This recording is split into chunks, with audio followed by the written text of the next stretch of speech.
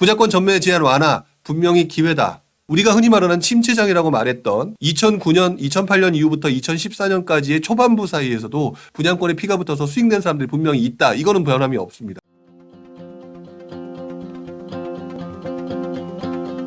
첫 번째, 이번 주부터 분양권 전매 제한 완화 이런 내용이 나왔죠.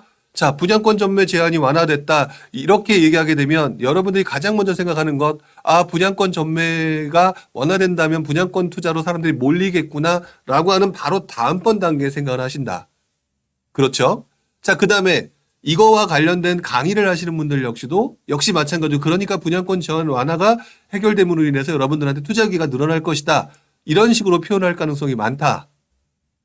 제가 미리 이 부분을 말씀을 드리는 이유는 그분도 만약에 경험이 없는 분들이라고 한다면 그로 인해서 피해를 봤던 과거 사례 부분들까지 언급을 해드리는 게 맞지 않나라는 생각이 들어서 오늘 이 부분을 좀 같이 얘기를 하려고 하는 거예요. 전매 제한 완화에도 실거주 의무 때문에 무용지물이다라는 기사가 나왔었습니다. 결국 이런 이슈가 발생되게 되면 이것들에 대한 보완 기사가 나오게 되거나 보완을 하는 게 정부가 하는 모습이 되겠죠. 맨 밑에서 두 번째 보게 되면 전매 제한 완화 4달 시행하는데 실거주 의무 폐지를 곧 심사하겠다. 즉 분양권 전매 제한을 완화해서 집을 살 수 있는 사람들을 더 완벽하게 만들어 드리겠다라는 내용이니까 이런 상황이 만들어지게 되면 여러분들 분양권 전매 부분에 대해서 관심을 보일 수밖에 없을 거라는 거죠. 실제로 그래서 분양권 전매 제한 4월 초부터 풀린다. 일주일 연기했다. 이 부분이 바로 실거주 의무제를 폐지한다는 얘기인데 그 부분에 대한 얘기를 한다는 것 같은데 그렇죠? 이렇게 되게 되면은 많은 사람들 중에서도 경험 있는 사람, 경험 없는 사람, 아무 생각 없는 사람, 기타 등등 되게 많겠는데 1차적으로 생각하는 게 분양권 시장에 사람들이 몰리겠구나 이런 생각을 한다라는 것이죠. 실제로 그렇게 됐었을 때 과거 사례를 보게 되면 그렇게 됐을 때 실제로 시장에 사람들이 몰리게 되는 현상들이 나타났고요. 이왕이면 호재가 있는 곳, 입지가 좋은 것들의 분위기가 엄청나게 좋아졌었죠. 자, 그래서 제가 기억하기로도 이때 시점으로 해서 과거 우리가 흔히 말하는 침체장이라고 말했던 2009년, 2008년 이후부터 2014년까지의 초반부 사이에서도 분양권에 피가 붙는 경우가 분명히 발생을 했고 분양권에 피가 붙어서 수익낸 사람들이 분명히 있다. 이거는 변함이 없습니다. 예를 들어서 제가 기억하기로는 용산 같은 경우도 분양을 했고요.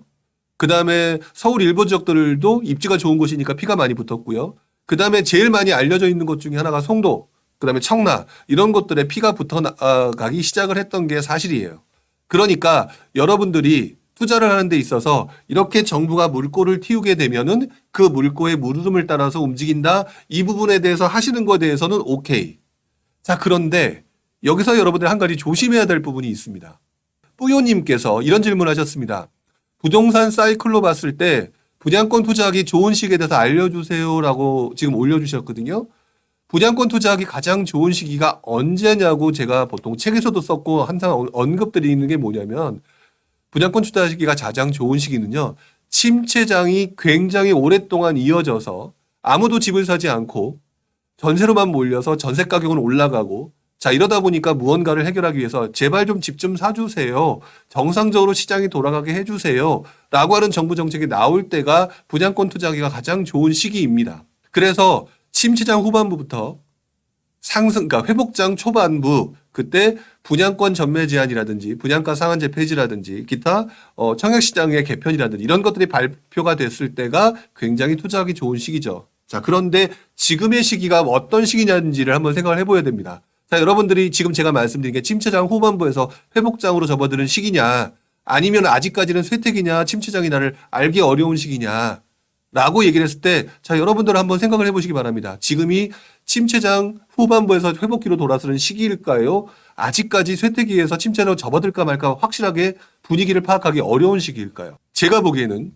지금 현재 상황은 침체장 후반에서 회복기로 넘어가는 시장이라기보다는 쇠퇴기로 접어든 거는 같은데, 그리고 또 그 시점에 금리가 너무 갑자기 올라버려서 급격하게 떨어질까봐 분위기를 좀 안정화시키기 위해서 접근하는 쇠퇴기에 접근하는 시기일 가능성이 높지 않을까라고 저는 보고 있습니다. 자, 그렇다면 분양권 투자를 지난번에 분양권 투자로 돈 벌었다라고 하는 사람들이 거의 대부분이 침체기 후반을 해서 그 회복기로 접어드는 그 시기였는데 섣부른 판단으로 지금 그때랑 동일한 방법으로 들어간다? 위험성이 존재한다. 리스크가 존재한다는 얘기죠. 바로 이 리스크가 무언지에 대해서 생각해 볼 필요가 있다라고 생각을 해야 되는 거예요. 자, 요즘은 진짜 몰아막아라기 애매한 듯 해요라고 얘기를 해주셨는데 우주정복님 그렇게 말씀을 해주셨는데 그 말씀이 조금 더 맞는 것 같다. 자, 그렇다면 지금과 같이 유사한 시기에 나타났던 현상들이 있었던 시기가 언제이냐 한번 보게 되면은 바로 2009년의 모습하고 조금 비슷해 보입니다.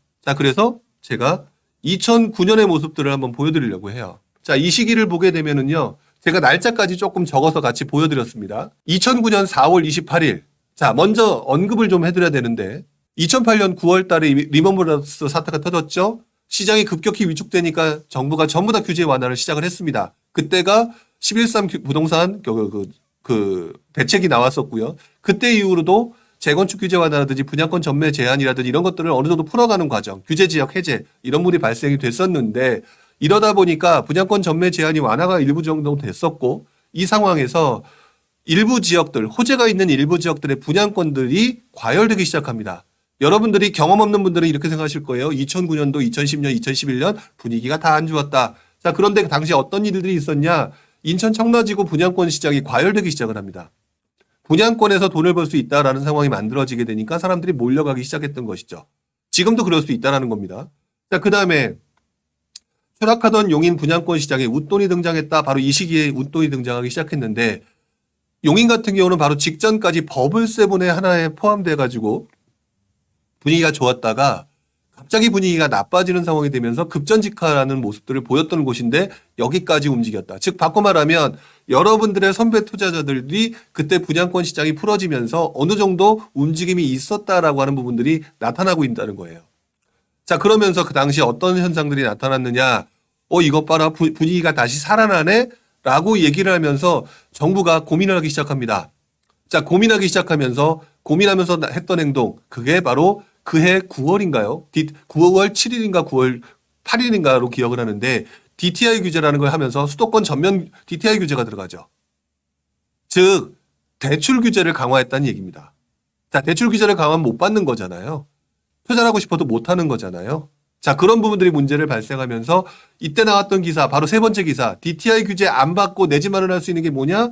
다세대를 사거나 신규 분양을 노려라. 이런 기사가 그때 나옵니다. 그때 2009년 9월 9일이었네요. 이 중에서 지금 오늘 하는 얘기 신규 분양과 관련된 얘기죠.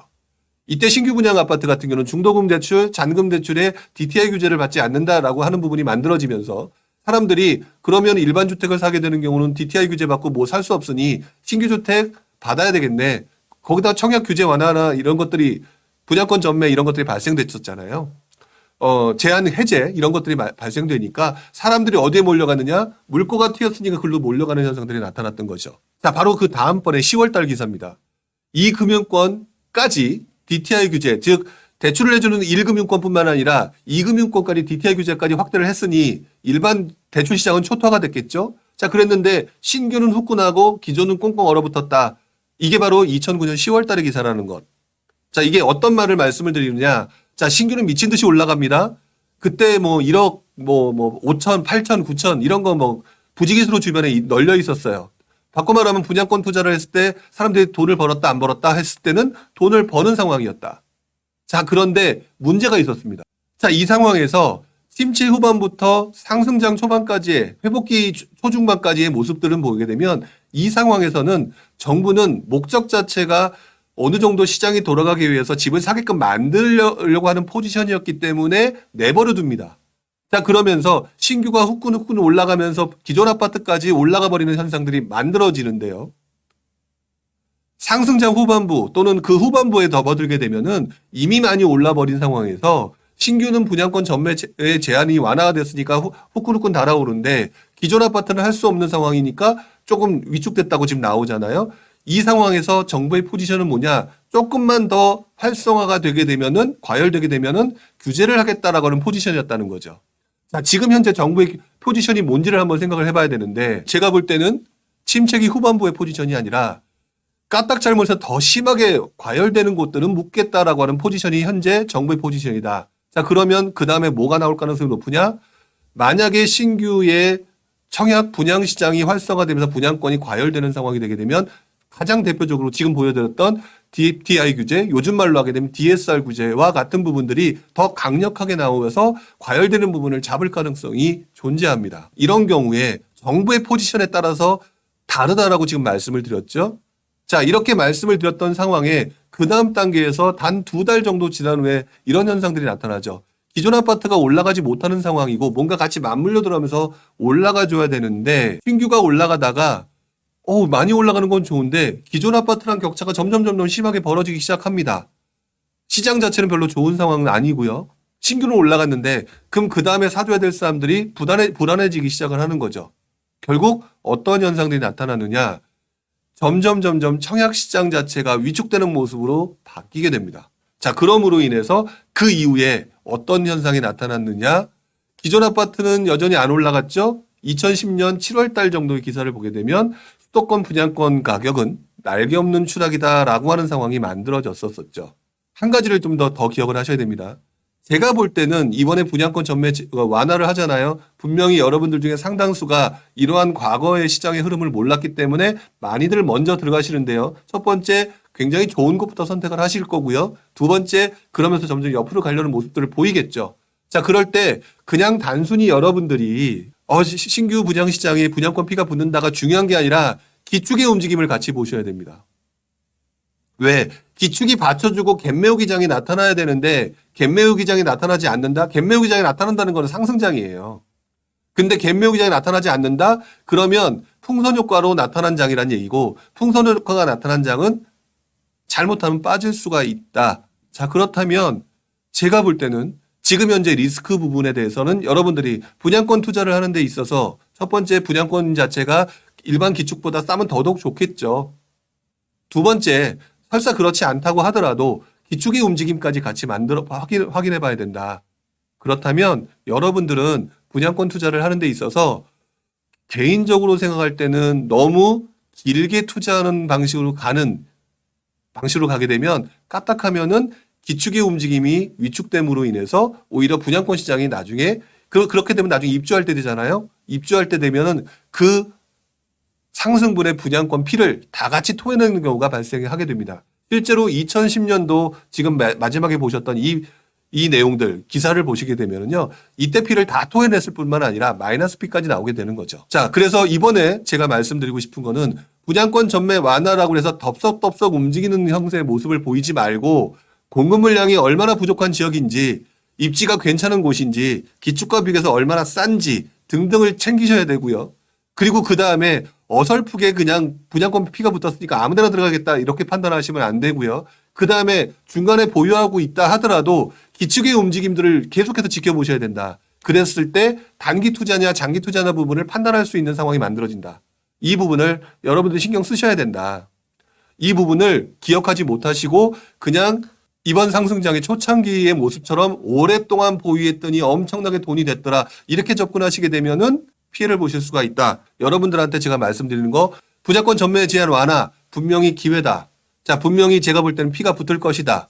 자, 그런데 피가 붙는 그 상황에 대해서 여러분들이 흥분하지 말고 주변과 시세랑 비교해서 가격대가 싼지 그리고 입지가 정말 좋은 곳인지 그 지역의 공급 물량이 부족한 곳인지 이런 부분을 따져봐야 되며 그 다음에 그 이후에 같이 움직여줘야 되는 기축의 움직임이 여전히 좋지 않거나 도대체 움직임이 연결고리가 자꾸 끊어지고 기축의 움직임이 제대로 움직여지지 않을 때는 이 물건들은 단타로 움직이는 게 훨씬 더 좋다. 왜 그러냐면 결국 이 신규 물량이 입주 물량으로 쏟아낼 때 결국 좋지 않은 그 분위기가 기축의 좋지 않음과 신축의 입주 물량의 쏟아짐과 같이 맞물리면서 오히려 그동안 벌어놓은 피를 갖다가 다 토해내는 상황이 만들어질 수 있다. 이 부분을 과연 몇 분이나 이해하고 계시는지가 궁금하기도 합니다.